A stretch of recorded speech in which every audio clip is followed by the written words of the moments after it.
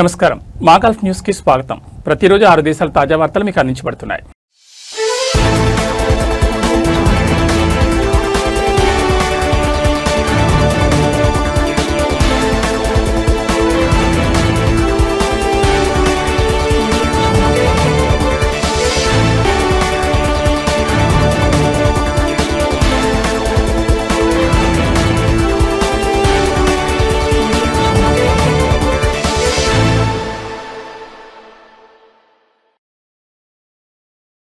ప్రముఖ భారతీయ వ్యాపారవేత్త వాసు ష్రాఫ్ కన్నుమూశారు. మా గల్ఫ్ న్యూస్ ధృవీకరించిన ప్రకారం 1952లో స్థాపించబడిన రిగల్ ట్రేడర్స్ వ్యవస్థాపకుడు వాసు ష్రాఫ్ 85 ఏళ్ల వయసులో సహజ కారణాలతో మృతి చెందారు. ష్రాఫ్ కుటుంబ సభ్యులు ఒక ప్రకటనలో తమ దుఃఖాన్ని వ్యక్తం చేస్తూ మా ప్రియమైన తండ్రి మృతి చెందిన వార్తను ఎంతో బాధతో తెలియజేస్తున్నామని పేర్కొన్నారు. అంతేకాకుండా ఆయన ఆత్మకు శాంతి చేకూరాలని ప్రార్థనలు నిర్వహించినట్టు తెలిపారు. వారి అంత్యక్రియలు ఏప్రిల్ 27న సాయంత్రం 4:30 గంటలకు దుబాయ్లోని న్యూ సోనాపూర్ శ్మశాన వాటికలో జరగనున్నాయి. ఈ సందర్భంలో కుటుంబ సభ్యులు గోప్యతను కోరుతూ అంత్యక్రియలకు పురుషులు మాత్రమే హాజరవ్వాలని పేర్కొన్నారు. యుఏఈ టెక్స్టైల్ రంగంలో మార్గదర్శకుడిగా నిలిచిన వాసు ష్రాఫ్ వ్యాపార రంగంతో పాటు సామాజిక సేవల్లోనూ కీలక పాత్ర పోషించారు. ఆయన ఇండియన్ హై స్కూల్ స్థాపనలో భాగస్వామ్యం కావడం మాత్రమే కాకుండా ఇండియా క్లబ్ వంటి సంస్థలకు మద్దతు అందించారు. దుబాయ్లో హిందూ దేవాలయాల అభివృద్ధికి, అలాగే ప్రపంచవ్యాప్తంగా పాఠశాలలు, ఆసుపత్రులు మరియు ఆధ్యాత్మిక కార్యక్రమాలకు ఆయన చేసిన సేవలు విశేషంగా నిలిచాయి. ఆయన మరణవార్త తెలిసిన వెంటనే స్నేహితులు, వ్యాపార భాగస్వామ్యులు మరియు అభిమానుల నుంచి సంతాప సందేశాలు వెలువెత్తుతున్నాయి.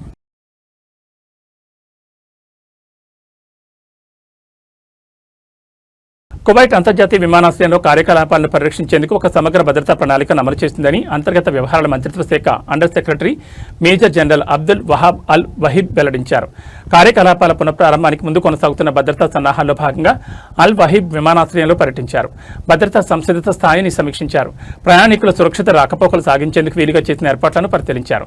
ప్రస్తుత దశలో మరింత అప్రమత్తత అవసరమని, అత్యున్నత ప్రమాణాలకు అనుగుణంగా ప్రయాణికుల రాకపోకలు సజావుగా సాగేందుకు వీలుగా వివిధ భద్రతా విభాగాలు సమన్వయంతో పనిచేయాలని అల్ వహీబ్ సంబంధిత అధికారులకు సూచించారు. అనంతరం ఎంట్రీ, ఎగ్జిట్ మార్గాలతో పాటు పాస్పోర్ట్ చెకింగ్ కౌంటర్లను పరిశీలించారు. అంతకుముందు ఆయనకు సహాయక భద్రతా సేవల assistant under secretary major general Ali Al Adwani స్వాగతం పలికారు. ఇదిలా ఉండగా ఇరాన్ దాడుల కారణంగా ఫిబ్రవరి 28 నుంచి ఎయిర్ స్పేస్ పై అమల్లో ఉన్న నిషేధాన్ని తాజాగా పౌర విమానయాన అథారిటీ ఎత్తివేసింది. దీంతో కువైట్ విమానాశ్రయంలో కార్యకలాపాలు తిరిగి ప్రారంభమయ్యాయి.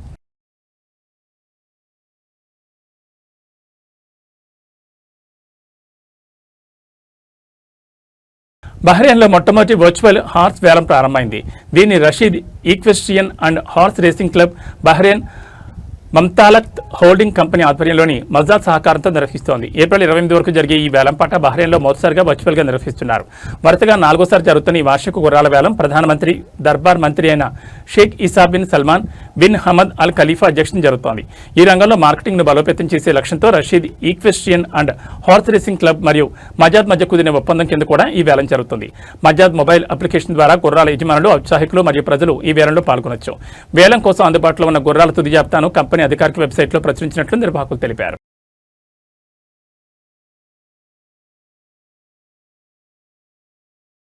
గత వారంలో కస్టమ్స్ పోర్ట్లలో 1077 స్మగ్లింగ్ కేసులు నమోదు చేసినట్లు జకాత్, పన్ను మరియు కస్టమ్స్ అథారిటీ ప్రకటించింది. స్వాధీనం చేసుకున్న వస్తువుల్లో 37 రకాల మాదక ద్రవ్యాలు, 475 రకాల నిషేధ పదార్థాలు, 2103 రకాల పొగాకు సంబంధిత పదార్థాలు, నగదుకు సంబంధించిన 21 కేసులు, ఆయుధాలు, సంబంధిత పరికరాలకు సంబంధించిన 3 కేసులు ఉన్నాయి. దిగుమతులు మరియు ఎగుమతులపై కస్టమ్స్ నియంత్రణను బలోపేతం చేయడానికి తాము కట్టుబడి ఉన్నామని జటాక్ పునరుద్ఘాటించింది. సంబంధిత ఏజెన్సీల్లోని తన భాగస్వాములందరి సమన్వయంతో భద్రతను పెంపొందించడానికి, అక్రమ రవాణా నుంచి సమాజాన్ని రక్షించడానికి జటాక్ చేస్తున్న నిరంతర ప్రయత్నాల్లో ఇది ఒక భాగమని అథారిటీ ప్రకటించింది. సమాజాన్ని మరియు జాతీయ ఆర్థిక వ్యవస్థను రక్షించడానికి, అక్రమ రవాణాను ఎదుర్కోవడంలో తమ వంతు సహకారం అందించాలని అథారిటీ ప్రజలకు పిలుపునిచ్చింది. 1910 నంబర్ కానీ, ఈమెయిల్ ద్వారా కానీ లేదా 0096661910 అనే అంతర్జాతీయ నంబర్కు కాల్ చేసి తమను సంప్రదించాలని సూచించింది. అస్వస్థత నేరాలు మరియు ఏకీకృత కస్టమ్స్ చట్టంలోని నిబంధనల ఉల్లంఘనలకు సంబంధించిన నివేదికలను పూర్తి గోప్యతతో పరిశీలిస్తామని, నివేదించిన సమాచారం సరైనదైతే సమాచారం అందించిన వారికి ఆర్థిక బహుమతి కూడా ఇస్తామని ఆ సంస్థ తెలిపింది.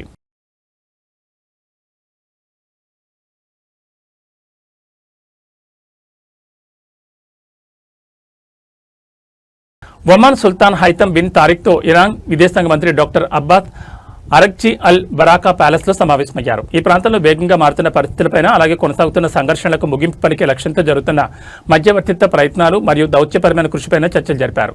ఈ పరిణామాలకు సంబంధించి ఇరాన్ దృక్పథాన్ని సుల్తాన్కు వివరించారు. అయితే శాశ్వత రాజకీయ పరిష్కారాలను సాధించే అవకాశాలను మెరుగుపరచడానికి మరియు ప్రాంతీయ సంక్షోభాల పర్యవసనాల నుంచి ప్రజలను రక్షించడానికి ప్రయత్నాలను ఎలా ముందుకు తీసుకెళ్లాలనే విషయంపై సుల్తాన్ తన అభిప్రాయాలను ఇరాన్ మంత్రికి వివరించారు. పరిష్కారం కాని సమస్యల విషయంలో దౌత్యపరమైన మార్గాలకు ప్రాధాన్యత ఇవ్వడం ఎంత ముఖ్యమో సుల్తాన్ వివరించారు. తద్వారా శాశ్వత శాంతికి పునాదులను పటిష్టం చేయడానికి అది దోహదపడుతుందని పేర్కొన్నారు. ఈ భేటీలో ఒమన్ విదేశాంగ మంత్రి Sayyid Badr bin Hamad Al Busaidi, Iran విదేశాంగ మంత్రిత్వ శాఖకు చెందిన అధికార ప్రతినిధి ఇస్మాయిల్ భగాయి, ఒమన్లోని ఇరాన్ రాయబారి మౌసా ఫర్హాంగ్ పాల్గొన్నారు.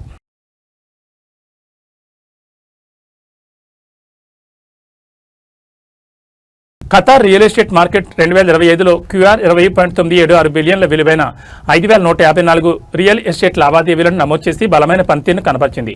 2024తో పోలిస్తే ఇది రియల్ ఎస్టేట్ లావాదేవీల సంఖ్యలో 45%, మొత్తం విలువలో 44% పెరుగుదల నమోదు చేసింది. ఈ మేరకు న్యాయ మంత్రిత్వ శాఖ గణాంకాలు విడుదల చేసింది. ఇక మే నెలలో అత్యధిక వాణిజ్య కార్యకలాపాలు నమోదయ్యాయి.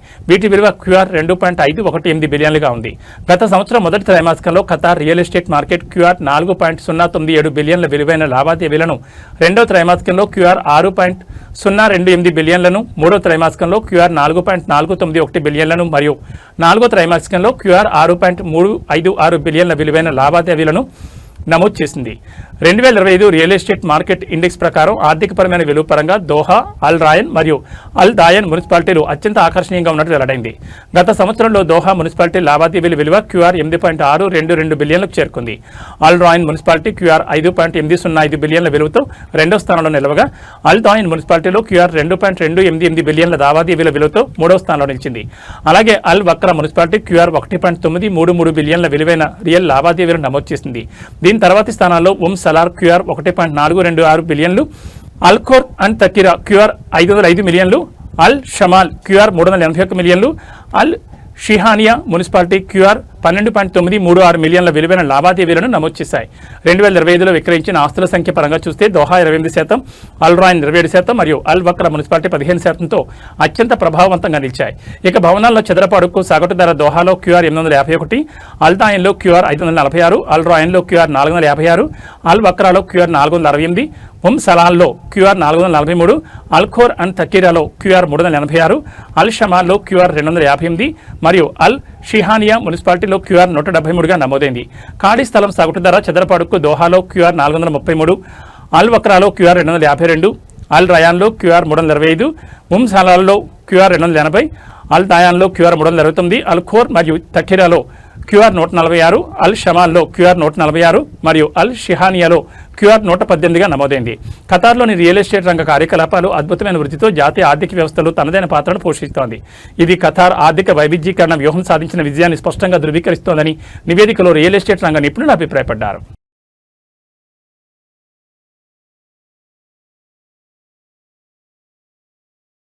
ఇవి మా గల్ఫ్ న్యూస్ విశేషాలు. మరో బులెటిన్లో మళ్ళీ కలుసుకుందాం. నమస్కారం.